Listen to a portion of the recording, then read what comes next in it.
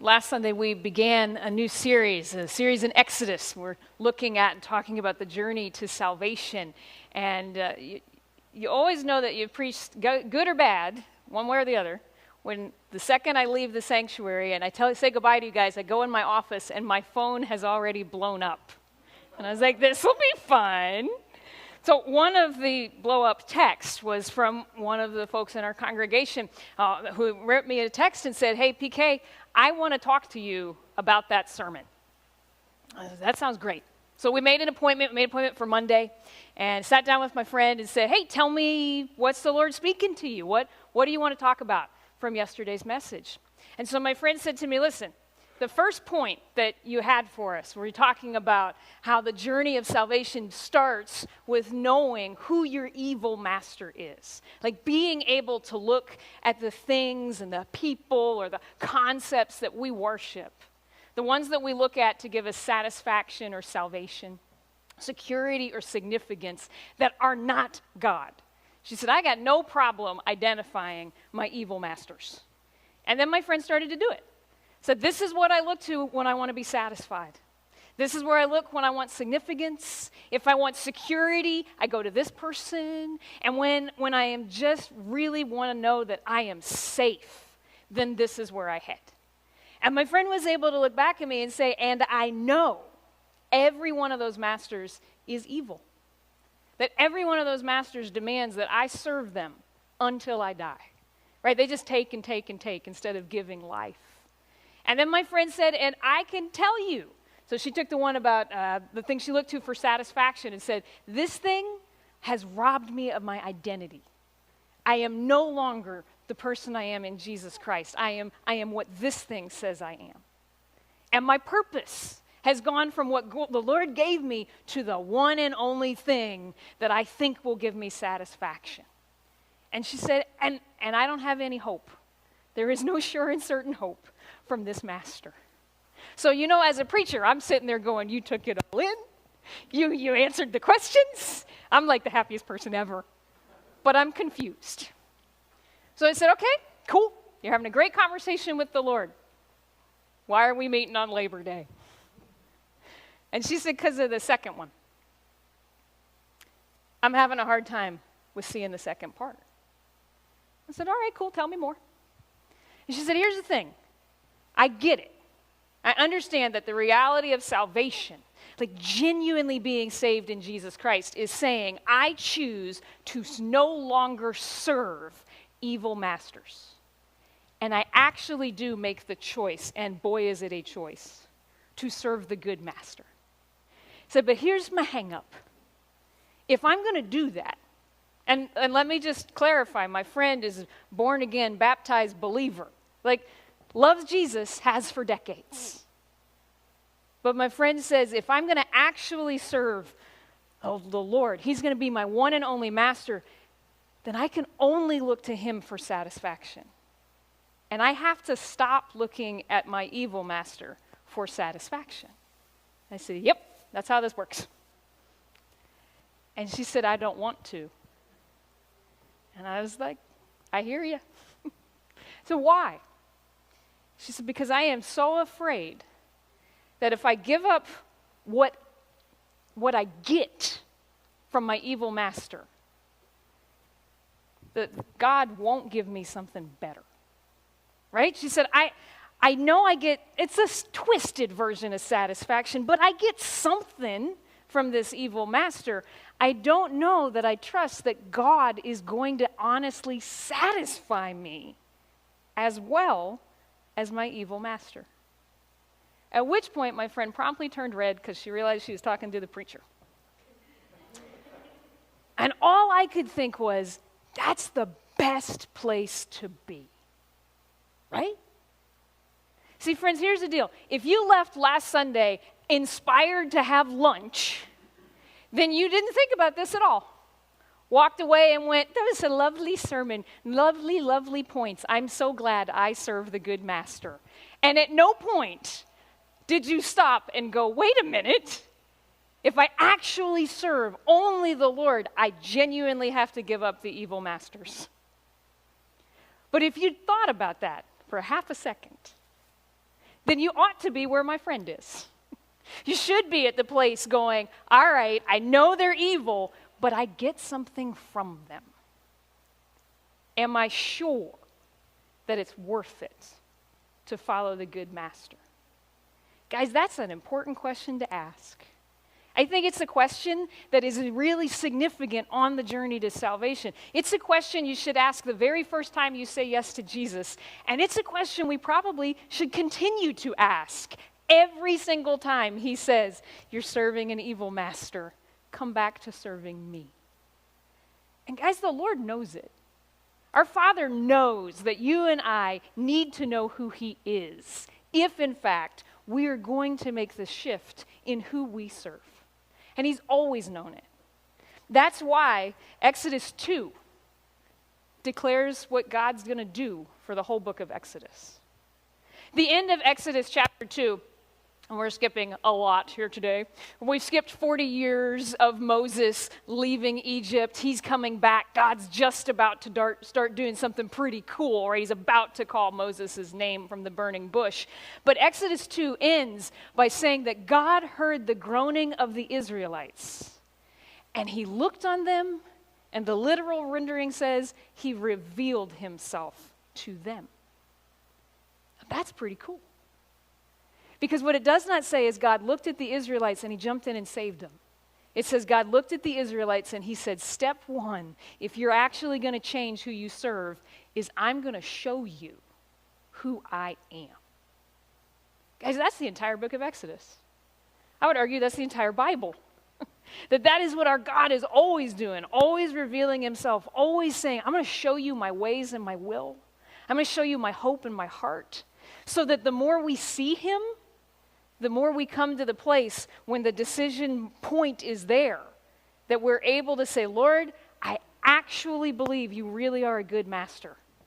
And whatever I give up, I get 100 times more better in you. Now today, and Elaine she read for us the first and the ninth of what we would typically call the 10 plagues. And that's where we're going to camp today. Because what we call them the 10 plagues, I think a better descriptor in the way the Bible calls them is the 10 miraculous signs. And in the 10 miraculous signs, we watch God reveal himself. We watch the Lord come to the Israelite people who are about to be forced to decide, are you going to keep serving Pharaoh or are you going to start serving Yahweh? And with the 10 miraculous signs, God shows them who he is. He says, I'm going to put myself on display. So the Egyptians and the Israelites, who act like Egyptians, will know that he's not like Pharaoh. As a matter of fact, they're about to find out that he's not like anything in all of Egypt. Now, what God does is he reveals himself. The way he does it, he tells us in Exodus 12, verse 12. Because in Exodus 12, verse 12, the Lord says, this is the point of all 10 miraculous signs. I'm going to bring judgment on the gods of Egypt. This one's really important, friends. I know that if you grew up in Sunday school, you have colored about 1,000 coloring sheets of the 10 plagues, which I never understood. We hand 6-year-olds and we say, can you please color boils on people? That should be fun. I'm just saying it's disgusting. We've acted like the point of the plagues is the event itself. But God says the point of each one of those plagues was every single one of those miraculous signs he's judging. He's exposing the gods of Egypt. So it's like the Lord was looking at the Egyptians and the Israelites who act like Egyptians, and with every single plague, every single miraculous sign, he's saying to them, I'm going to show you that the gods you look to for satisfaction and salvation, for security and significance, they're nothing. They offer all kinds of things and they talk big talk, but he shows with every one of those miraculous signs that he's bigger, that he's better, that what he gives is more beautiful. Now listen, we don't have time to walk through and read every single one of these miraculous signs. We're going to do this quickly. And I'll give you a heads up, we're going to fill a chart. And if your eyes are like mine are, and you haven't been able to see the eye doctor since COVID, and everything is blurry, you won't read this chart real well. Go on the live stream later today. You can see it there. We're going to walk through all of the plagues because what I want us to see is first, what does it mean that God judges their gods? How does he judge the very things that they look to for salvation and satisfaction, for security and significance? But then what we're going to see is, what does he show?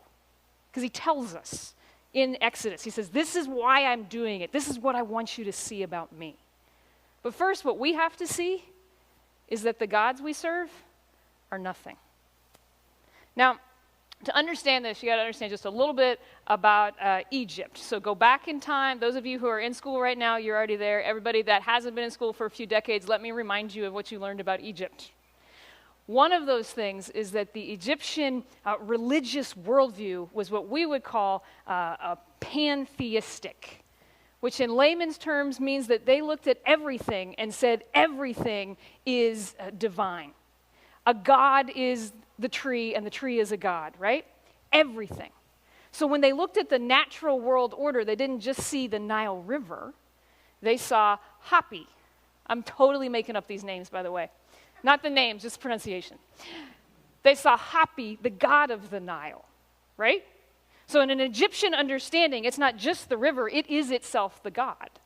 And the god is himself the river. So when the Lord, when Yahweh brings judgment, when he makes a miraculous sign or a plague impact the Nile River, then that act of judgment was on the God itself.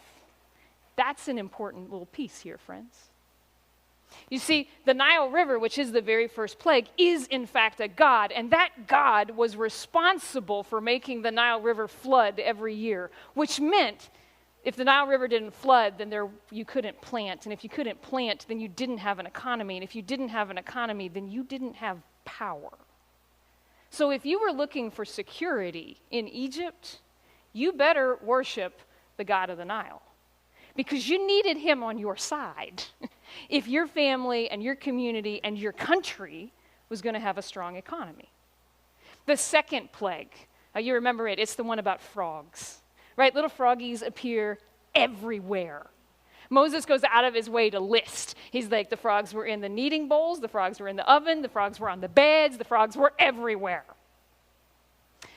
There's a goddess. Her name was, making this up, Hecate. Yeah, you like that made-up name? She's a goddess of fertility.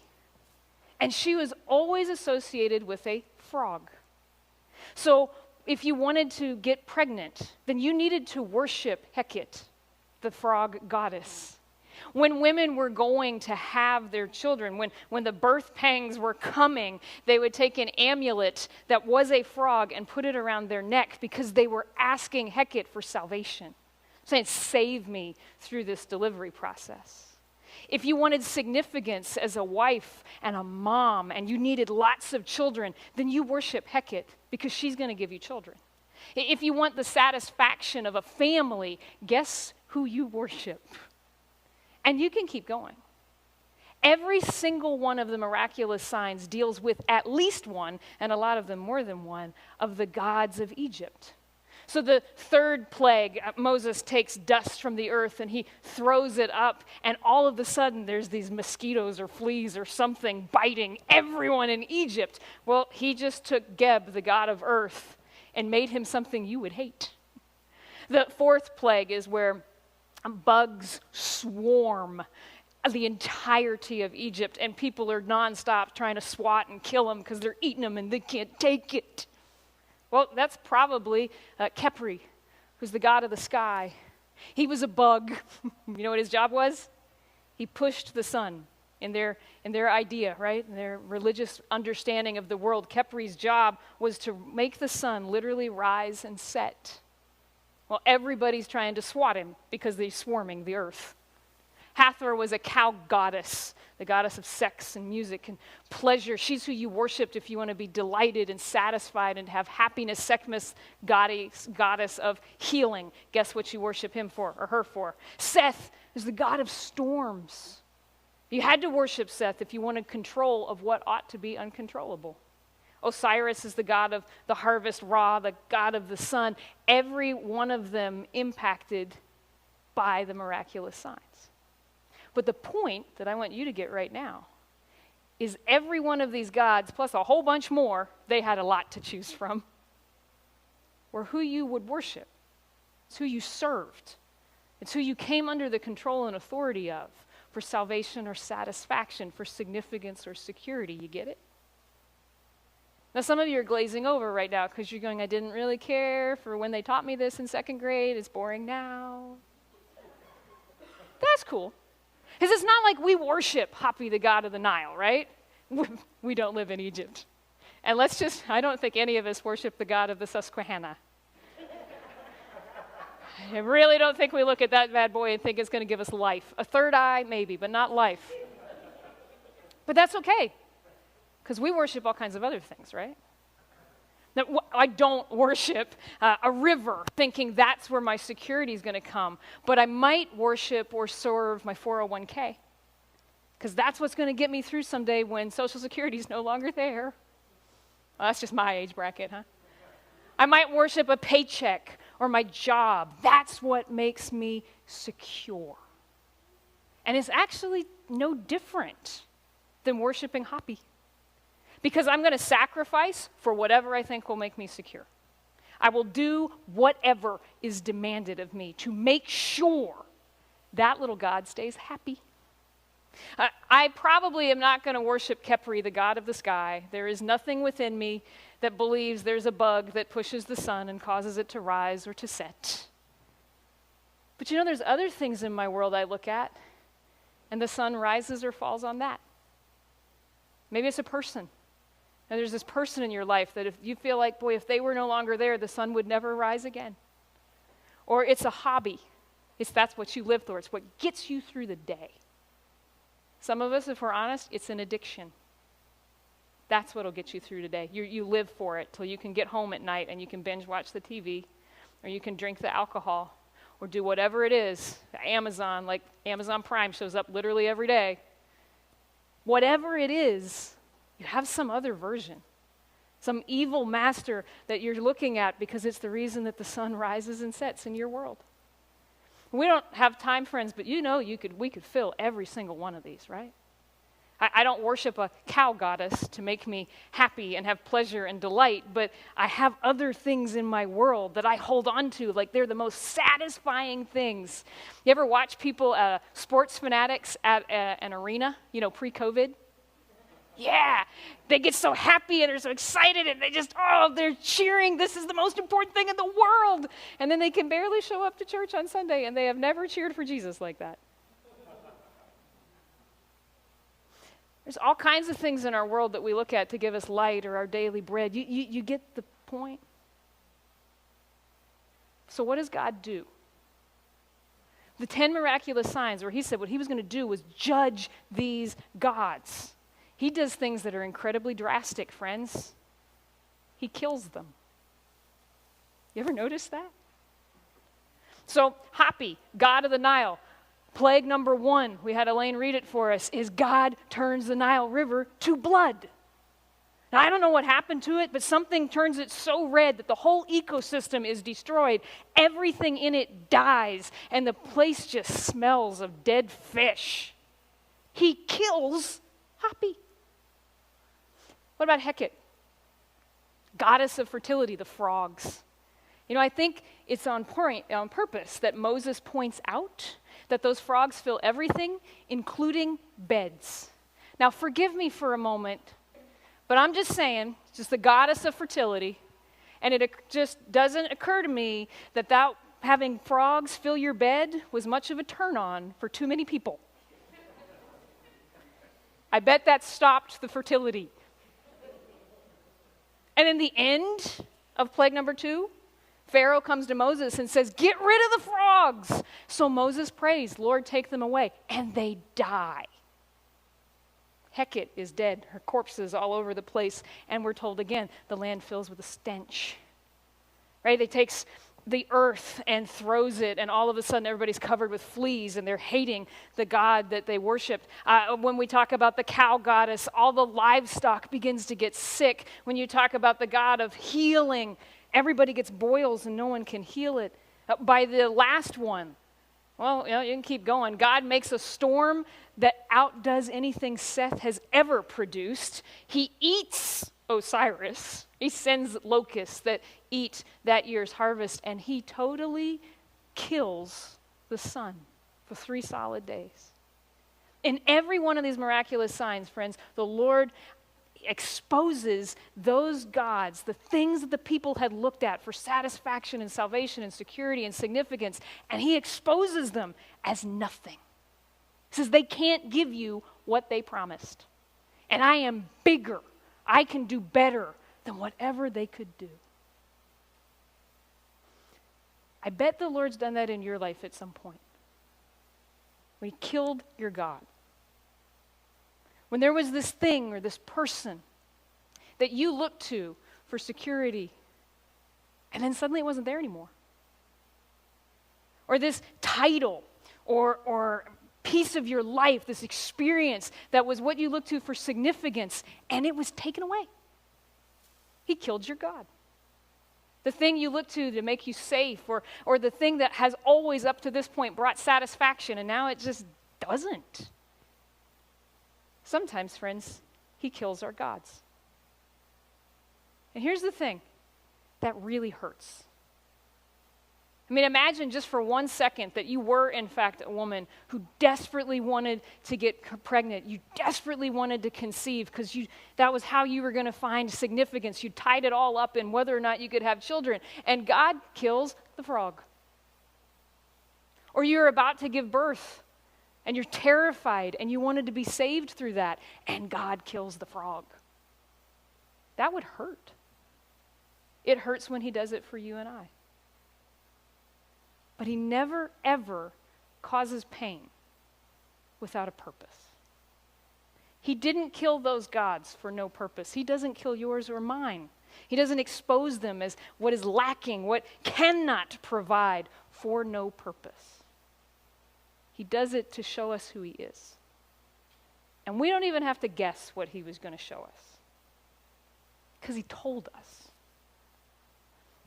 5 different times throughout the course of the 10 miraculous signs, the Lord tells us the 3 things that killing those gods was going to reveal about him.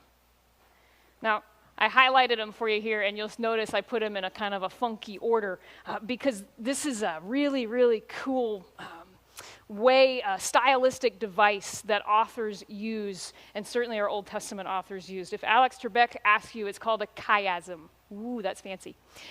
It's a literary device that helped people remember things in a time before you could write it down. So in this case, he tells us 5 times 3 things. The first and the 5th are verbatim, right? He said, I am Yahweh, twice. The 2nd and the 4th are the same theme. They're just different points of view. There's no one like the Lord our God, he said in chapter 8, and in chapter 9, there is no one like me in all the earth. And the 1st and the 5th and the 2nd and the 4th all point to the 3rd. And in a chiasm, the middle point is the one that's most important. So the Lord says 3 things when he kills their gods. First thing he says is, I am Yahweh. Now, Yahweh is God's divine name, friends. It is the name by which he chose to reveal himself. It's the name, he says, this is the ultimate revelation of me before Jesus. Yahweh means something along the lines of, I am, right? So it's like he's saying in chapter 7 and chapter 10, I am the I am. And the Lord speaking that, and you got to catch it. That's right in the middle, both of those times, right in the middle of the 10 miraculous signs when he's killing all their little gods. Killing what they look to for satisfaction or significance or security. And the Lord's saying over and over again, hey, I am who you want. I am the I am. I am the source of healing. It's me, not the little God you've been serving. I am where you will find the greatest satisfaction and delight, not the little gods over here that you've been worshiping your whole life.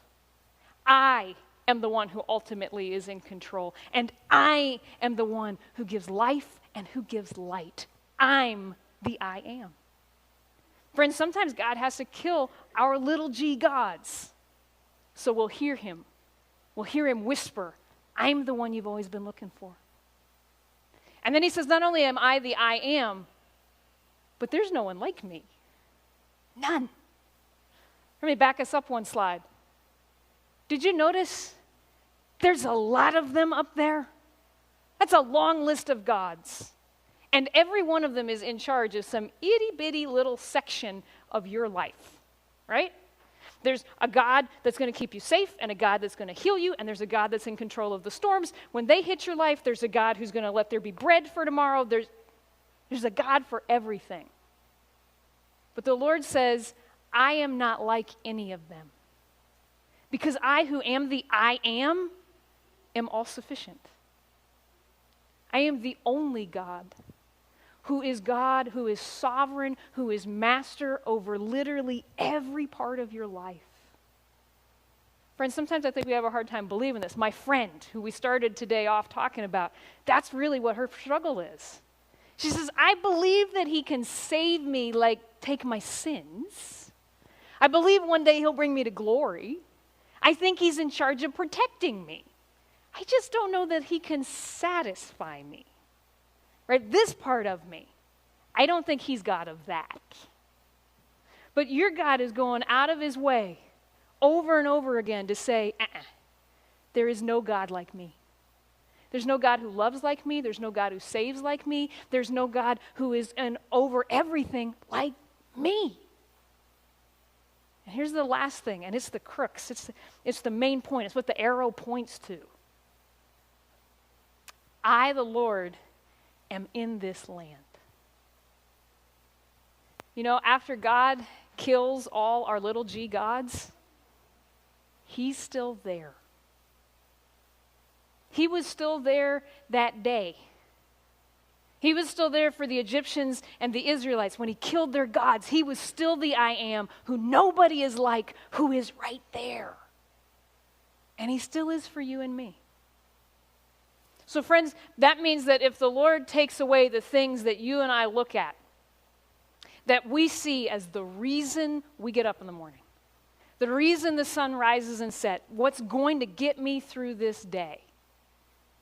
The Lord is looking at you, he's looking at me, and he's saying, if you're looking to that to give you significance, you're looking to that person, you're looking to that addiction, you're looking to that call or event as the only reason you have for the sun to rise and set, he says, you can give it up.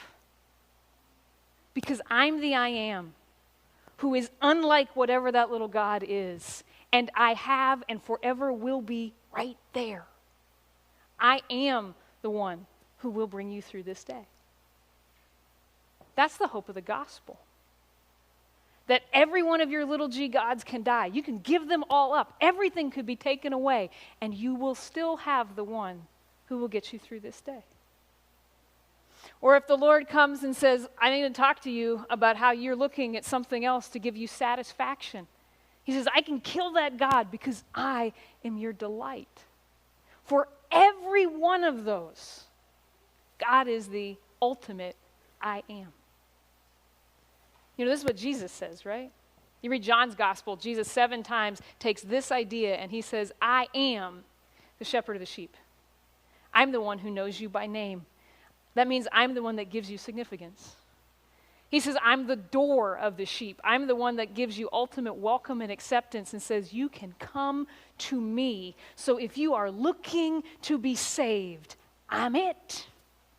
He says, I am the bread of life. So if you're hungry for literally anything you're looking at to satisfy that hunger, he's the one who can do it. He says he's the light and the one who is resurrection and life. That's who Jesus is. But you and I only come to know it when God kills our little g gods. And we actually begin to agree with the Lord that he alone is the I am. There's nobody like him. And when everything else is gone, he's still there. So what do you do with this? Well, this is what I told my friend this week. I think first, friends, we ask the Lord to kill our gods.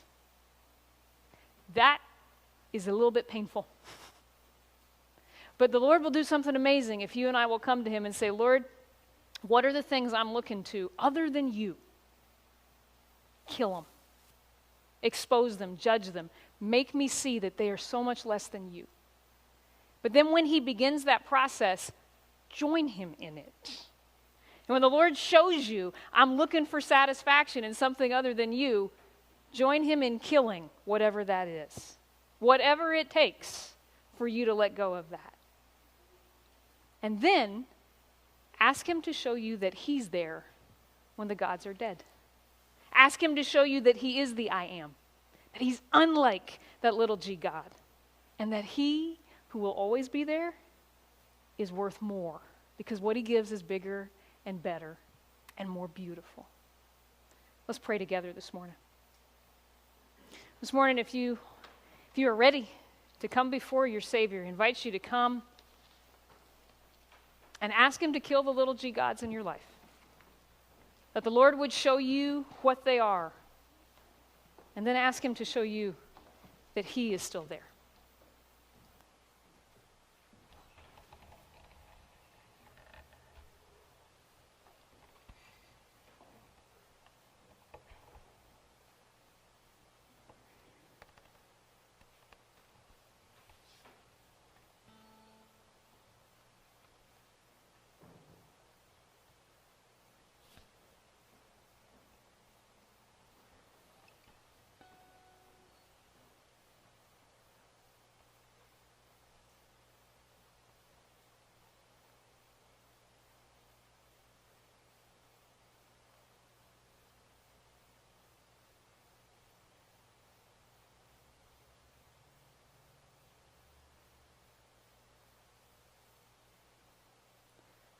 Father, thank you for being willing to kill our gods.